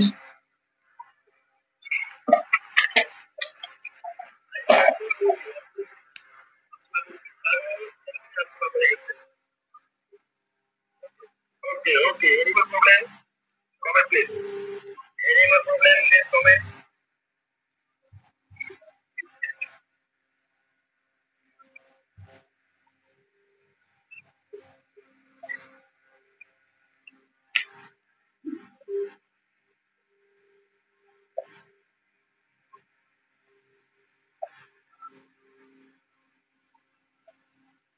Golgi body, ইতালীয় স্নায়ুবিদ বিজ্ঞানী ক্যামিলো গলগি বিড়াল এবং পেশার স্নায়ু কোষে গোলগি বডি আবিষ্কার করে নিজের নামে নামকরণ করেন। সোজা কথা বলতে গেলে আবিষ্কারকের নাম ক্যামিলো গলগি, তার নামেই এই অঙ্গের নামকরণ করা হয়ে গেছে গোলগি বডি।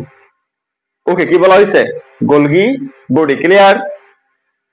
কি আবিষ্কার করছে? বিজ্ঞানী ক্যামিলো গলগি। কি নাম? Camilo Golgi. কোথায়? বিড়াল এবং পেঁচা, পেঁচার কি? স্নায়ু কোষে। স্নায়ু কোষ মানে মস্তিষ্কে কি করছেন? গোলগি বডি আবিষ্কার করেছেন। ক্লিয়ার? আচ্ছা, এখন বিড়াল পেঁচা তারা কি প্রাণী না? প্রধানত গোলগি বডিকে প্রাণী দেহে বেশি পাওয়া যায়, মানে প্রাণী দেহেই পাওয়া যায় গোলগি বডিকে। এর উৎপত্তি কোথায়? মসৃণ এন্ডোপ্লাজমিক রেটিকুলামে। মসৃণ মসৃণ এন্ডোপ্লাজমিক রেটিকুলামে গোলগি বডি উৎপত্তি লাভ করে। এর আগে পড়লাম রাইবোসোম, রাইবোসোম উৎপত্তি লাভ করে অমসৃণ এন্ডোপ্লাজমিক রেটিকুলামে। অমসৃণ, বুঝা গেছে? একটু প্যাচ লাগায়েন না, আগের ক্লাসে কিন্তু এগুলো আলোচনা করছিলাম যে এন্ডোপ্লাজমিক রেটিকুলাম এর নামটা মসৃণ কেন, অমসৃণ কেন। ঠিক আছে, এখন দেখেন আবিষ্কারক দেখছি, উৎপত্তি কোথায় সেটাও পড়েছি আমরা। গোলগি বডিকে বলা হয় কোষের ট্রাফিক পুলিশ। কি বলা হয়? কোষের ট্রাফিক পুলিশ। ওকে, একে বলা হয়ে থাকে। এর প্রধান কাজ কি? অপ্রোটিন অপ্রোটিন জাতীয় খাদ্যের কারখানা, জাতীয় উপাদানের কারখানা। অর্থাৎ অপ্রোটিন মানে প্রোটিন বাদ দিয়ে যেগুলো আছে, প্রোটিন বাদ দিয়ে কি আছে? লিপিড আছে, শর্করা মানে কার্বোহাইড্রেট আছে। এগুলা উৎপাদন করে কে? উৎপাদনটা করে গোলগি বডি। ক্লিয়ার? বুঝতে পেরেছেন? এর আরেকটা নাম আছে যে কার্বোহাইড্রেট ফ্যাক্টরি।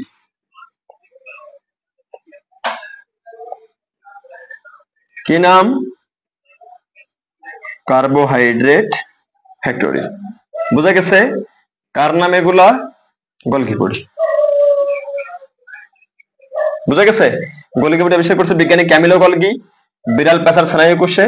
এর উৎপত্তি স্থল মসৃণ এন্ডোপ্লাজমিক রেটিকুলামে। একে বলা হয় কোষের ট্রাফিক পুলিশ।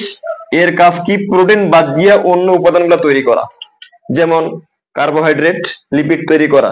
একে বলা হয় কার্বোহাইড্রেট ফ্যাক্টরি। এর উপাদানগুলা কি কি? এর উপাদান হচ্ছে সিভিভি। এর গঠনগত উপাদান সিভিভি। কি নাম? সিভিভি।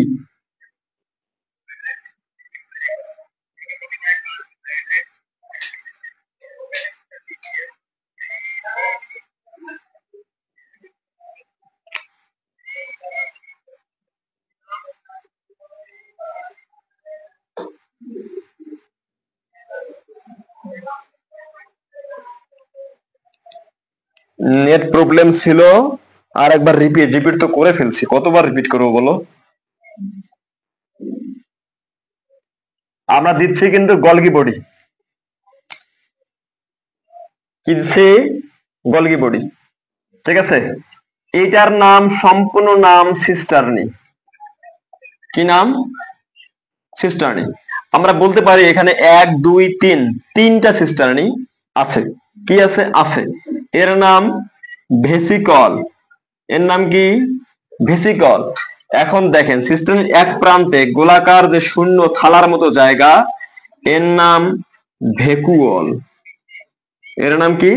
ভেকুওল। একটু মনোযোগ দিয়ে দেখেন, এই যে গোলগি বডির যে প্রান্তটা, গোলগি বডির যে প্রান্তটা, এই প্রান্তটা যদি থাকে কোষের মাঝখানের দিকে, কোন দিকে? কোষের মাঝখানের দিকে, একে বলা হবে সিস ফেস। কি বলা হবে? সিস ফেস, ঠিক আছে।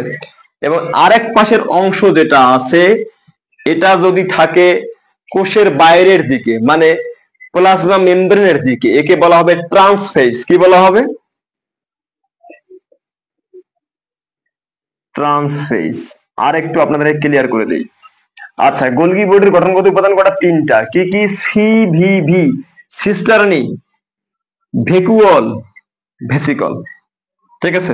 দেখেন, আমরা একটা প্রাণী কোষ দিলাম, কোষের মাঝখানের জায়গা এইটা, তাই না?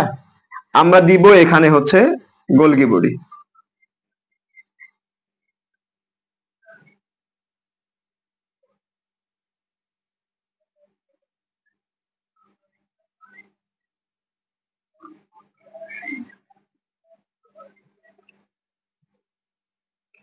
এই যে একটা দুইটা তিনটা সিস্টার্নি আছে না এখানে, 1 2 3 তিনটা সিস্টার্নি।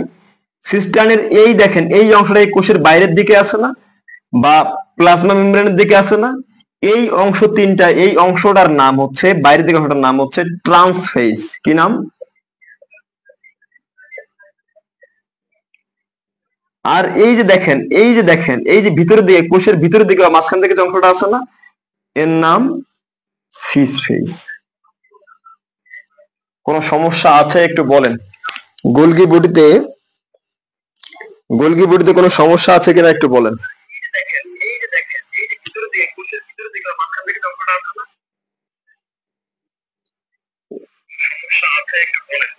গোলগি বডিতে কোনো সমস্যা আছে কিনা বলেন।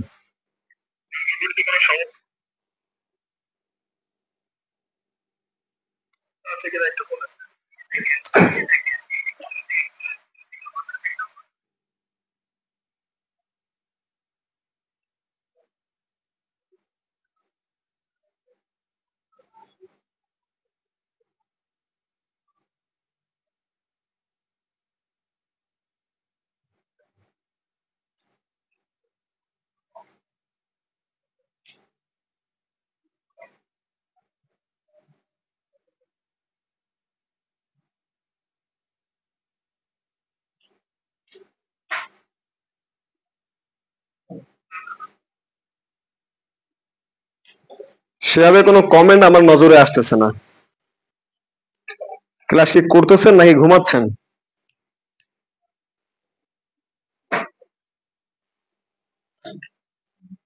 জি স্যার, ক্লাস করতেছি স্যার।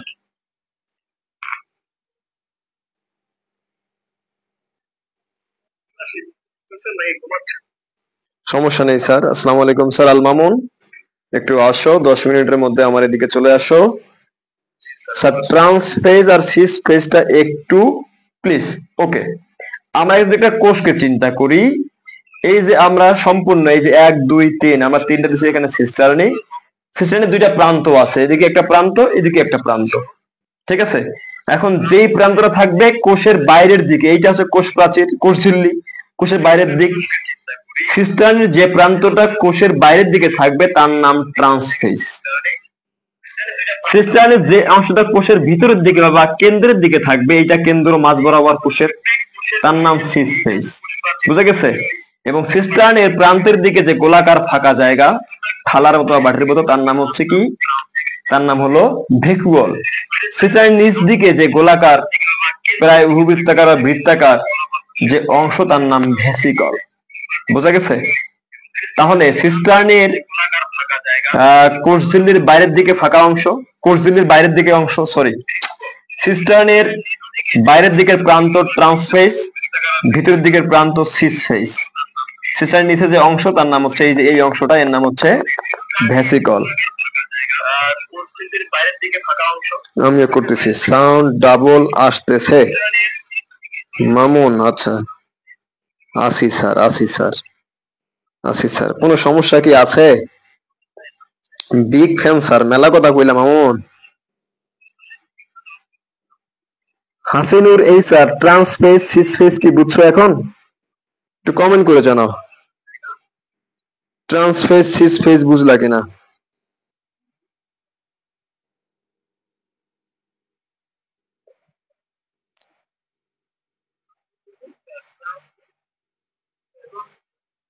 আচ্ছা, এই ফোনের সাউন্ডটা ছিল, এই কারণে হচ্ছে আমি আপনাদের কমেন্ট দেখতেছিলাম অ্যাকচুয়ালি।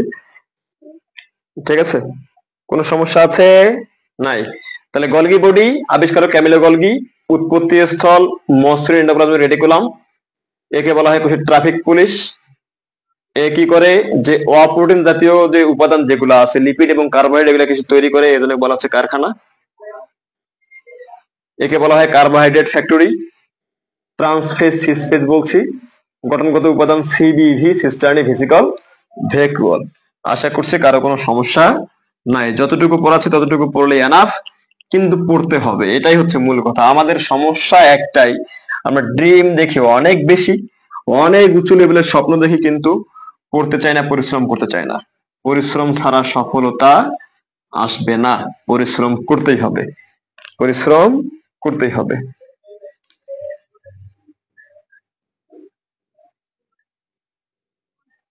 ওকে, আমরা এখন যাব লাইসোজোম। কোথায় যাব? লাইসোজোম। বিজ্ঞানী ক্রিশ্চিয়ান দা ডুবে, ক্রিশ্চিয়ান, ক্রিশ্চিয়ান দা ডুবে, তিনি কি করছেন? লাইসোজোমকে আবিষ্কার করছেন। লাইসোজোম পাওয়া যায় কোথায়? প্রাণী কোষে। কোথায় পাওয়া যায়? প্রাণী কোষে। অ্যাকচুয়ালি হচ্ছে উদ্ভিদ কোষে পাওয়া যায় না। যদি উদ্ভিদ কোষে পাওয়া যায় তখন এর নাম হয়ে যায়, উদ্ভিদ কোষের ক্ষেত্রে এর নাম হলো ওলিওসোম। কি নাম? ওলিওসোম।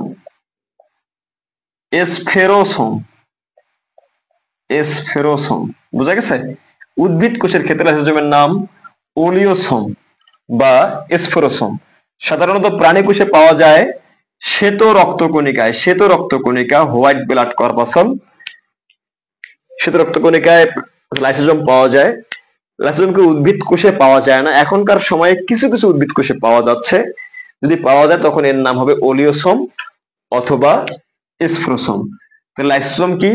প্রাণী কোষে শ্বেত রক্তকণিকায় বিদ্যমান যে অঙ্গাণু হাইড্রোলাইটিক এনজাইমের আধার হিসেবে কাজ করে। কি করে? হাইড্রোলাইটিক এনজাইমের আধার হিসেবে কাজ করে, তার নাম হচ্ছে লাইসোজোম। হাইড্রোলাইটিক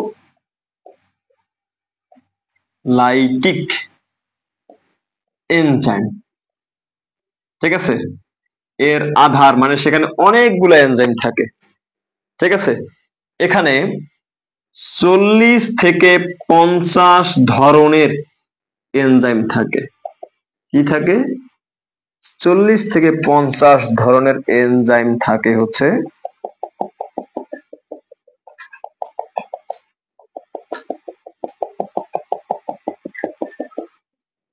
কোন জায়গাতে? এই হচ্ছে লাইসোজোমে। এই যে এখানে কি থাকবে? এই যে এগুলা যেগুলো দিচ্ছি এখন, এগুলা হচ্ছে এনজাইম। 40 থেকে 50 ধরনের এনজাইম থাকে। ঠিক আছে, এজন্য একে বলা হয় হাইড্রোলাইটিক এনজাইমের আধার। এর অভ্যন্তরে 40 থেকে 50 ধরনের কি করে? এনজাইম থাকে। এর কাজ কি? এর কাজ হলো জীবাণু ধ্বংস করা। কি করা? জীবাণু ধ্বংস করা এর কাজ। কোন প্রক্রিয়ায়? ফ্যাগোসাইটোসিস প্রক্রিয়ায়। কোন প্রক্রিয়ায়? ফ্যাগোসাইটোসিস প্রক্রিয়ায়। বুঝা গেছে? এখন এখানে কি ঘটে? এখানে অটোলাইসিস ঘটে। কি ঘটে? অটোলাইসিস ঘটে। একে কি বলা হয়? আত্মঘাতী থলিকা। আত্মঘাতী থলিকা, অথবা এর নাম সুইসাইডাল স্কোয়াড। কি নামের? Suicidal squad. তাহলে আবিষ্কারক বিজ্ঞানী ক্রিশ্চিয়ান দা ডুবে লাইসোজোম আবিষ্কার করেন। লাইসোজোমকে কাকে বলে? যে প্রাণী কোষের শ্বেতরক্ত কণিকায় হাইড্রোলাইটিক এনজাইমের আধার হিসেবে যে অঙ্গাণু কাজ করে তার নাম হচ্ছে লাইসোজোম। এখানে 40 থেকে 50 প্রকারের এনজাইম থাকে। ঠিক আছে, এখন একে পাওয়া যাবে কোথায়? প্রাণী কোষে শ্বেতরক্ত কণিকায়। সাধারণত লোহিত রক্ত কণিকায় একে পাওয়া যায় না। ওকে, একে উদ্ভিদ কোষে পাওয়া যায় না। যদি পাওয়া যায় তখন এর নাম হবে ওলিওসোম অথবা এসফেরোসোম। ওকে, এখন এর কাজ কি? এ কাজ করবে জীবাণু ধ্বংস করবে। কোন প্রক্রিয়ায়? ফ্যাগোসাইটোসিস প্রক্রিয়ায়। ফ্যাগোসাইটোসিসটা কি? আত্মঘাতী। নিজেও মরবো, জীবাণুকেও মেরে ফেলবো। সোজা কথা, নিজেও মারা যাবে, জীবাণুকেও মেরে ফেলবে। এখানে কি ঘটে? অটোলাইসিস ঘটে। এখন দেখেন, এটা যে লাইসোজোম, এখানে যে এনজাইম গুলো আছে, এই এনজাইম গুলোর কাজ কিন্তু বরাবরের মতো কি করা? যে পরিপাক করা। যখন হজমকারী কোনো বস্তু পায়, এই এনজাইম গুলা কিন্তু ওই হজমকারী বস্তুগুলাকে হজম করে ফেলে, পরিপাক করে ফেলে। কিন্তু যখন হজম করার মতো কোনো কিছু থাকে না বা পায় না, এই যে প্রাচীর দেখা যাচ্ছে, প্রাচীর, লাইসোজোমের যে প্রাচীর দেখা যাচ্ছে, এই প্রাচীরটা ভেদ করে এনজাইম গুলা বাইরে বেরিয়ে যায়। প্রাচীরটা ভেদ করে এনজাইম গুলা বাইরে বেরিয়ে যাওয়ার যে পদ্ধতি, এই পদ্ধতিকে বলা হচ্ছে অটোলাইসিস। এখন এনজাইম যখন বাইরে বের হয়ে যায় তখন কিন্তু লাইসোজোমের মৃত্যু ঘটে। এই মৃত্যু ঘটার কারণে একে বলা হচ্ছে আত্মঘাতী থলিকা। ফ্যাগোসাইটোসিস বুঝছি যে যখন জীবাণু আসবে, এই লাইসোজোম কি করবে? যে জীবাণুটাকেও মেরে ফেলবে, নিজেও মারা যাবে। নাম্বার ওয়ান কথা। অটোলাইসিস কি? আমরা যেটুকু পড়লাম যে লাইসোজোমের অভ্যন্তরে 40 থেকে 50 প্রকারের এনজাইম আছে। এই এনজাইম গুলো সবসময় হজমের কাজ করে। এরা খাদ্য বস্তুকে পরিপাককারী যে কোনো বস্তুকে তারা পরিপাক করে ফেলতে পারে। কিন্তু যখন কোনো পরিপাককারী হচ্ছে জিনিস বস্তু থাকে না, তখন কি করে? তখন এই যে হচ্ছে এনজাইম গুলা এই লাইসোজোমটাকে পরিপাক করে দেওয়ার চেষ্টা করে। এর ফলে কি হয়? তারা প্লাস্টিকটা ফেটে এনজাইম গুলা বাইরে বেরিয়ে যায়। প্লাস্টিকটাকে ফেটে বাইরে বেরিয়ে দেওয়ার যে পদ্ধতি, এটাকে বলা হচ্ছে অটোলাইসিস। সেকেন্ডলি যেটা কথা হচ্ছে, এই এনজাইম গুলা বাইরে বেরিয়ে গেলে হচ্ছে কি ঘটে? যে হচ্ছে এই যে লাইসোজোমটা আছে এর মৃত্যু ঘটে। এই জন্য একে বলা হচ্ছে আত্মঘাতী থলিকা বা সুইসাইডাল স্কোয়াড। কোনো সমস্যা আছে কিনা একটু দ্রুত কমেন্ট চাই। আর কে সবুজ স্যার এই সপ্তাহে বলেছেন ক্লাস শিডিউল দিবেন। এই যে ক্লাস আজকে হচ্ছে, ইনশাআল্লাহ আগামী মঙ্গলবার ক্লাস হবে। আপনাদেরকে বলেছিলাম সপ্তাহে 2 দিন ক্লাস। ঠিক আছে, আমি যেটা বলি সাধারণত সেটা করার চেষ্টা করি। যা বলি করার শতভাগ চেষ্টা করি, আমি আমার আপ্রাণ চেষ্টা করে থাকি। বুঝা গেছে? আগামী 2 সপ্তাহ এইভাবে ক্লাস চলবে। শনিবার মঙ্গলবার, শনিবার মঙ্গলবার, টানা 2 সপ্তাহ এইভাবে ক্লাস চলবে।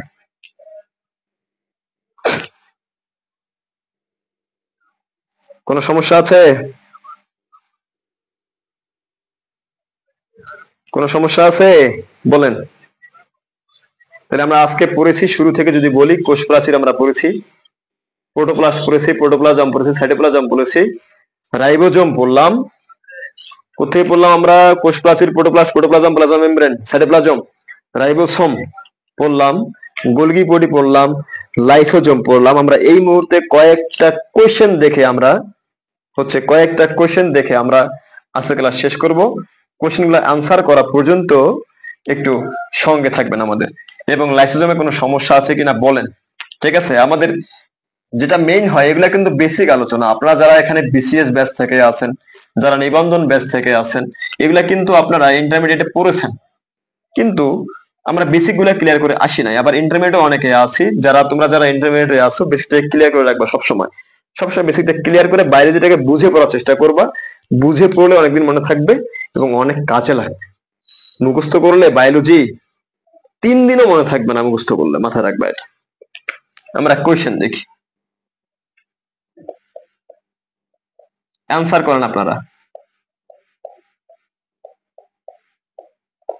অ্যান্সার করেন। নাম্বার 1, সবার অ্যান্সার দেখতে চাই যারা আছেন।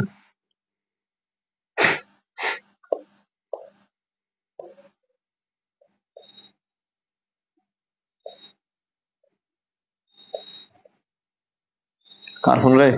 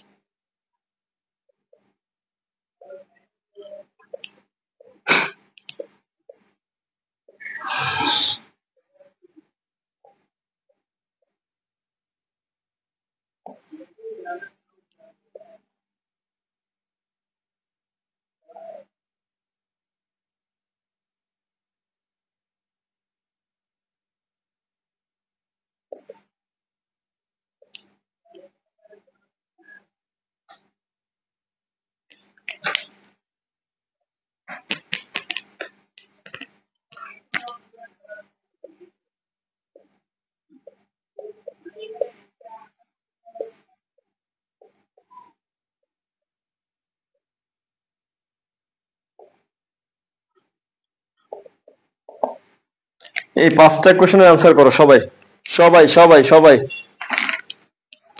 5টা কোশ্চেনের অ্যান্সার সবাই চাই।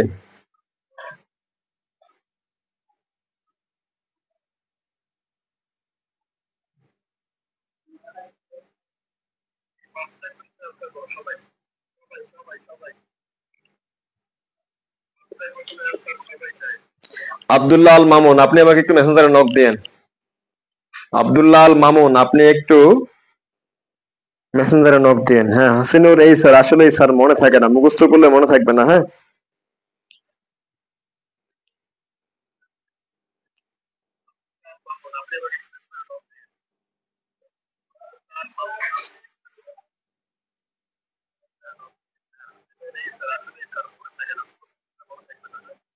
ওকে। অনেকে অ্যান্সার করতেছেন। আসলে ক্লাস যেভাবে আমরা উপস্থাপন করলাম এভাবে কি ইজি মনে হচ্ছে আপনাদের? একটু বলেন ক্লাসটা কেমন আছে বা কেমন লাগতেছে ক্লাসটাকে। আপনার কাছে কি সহজবোধ্য মনে হচ্ছে, নাকি মনে হচ্ছে যে স্যার আমাদেরকে আরো দূরে নিয়ে যাচ্ছে, আরো কঠিন লাগতেছে বায়োলজি, এমন মনে হচ্ছে কিনা একটু বলেন আমাকে, একটু কমেন্ট করে জানাবেন।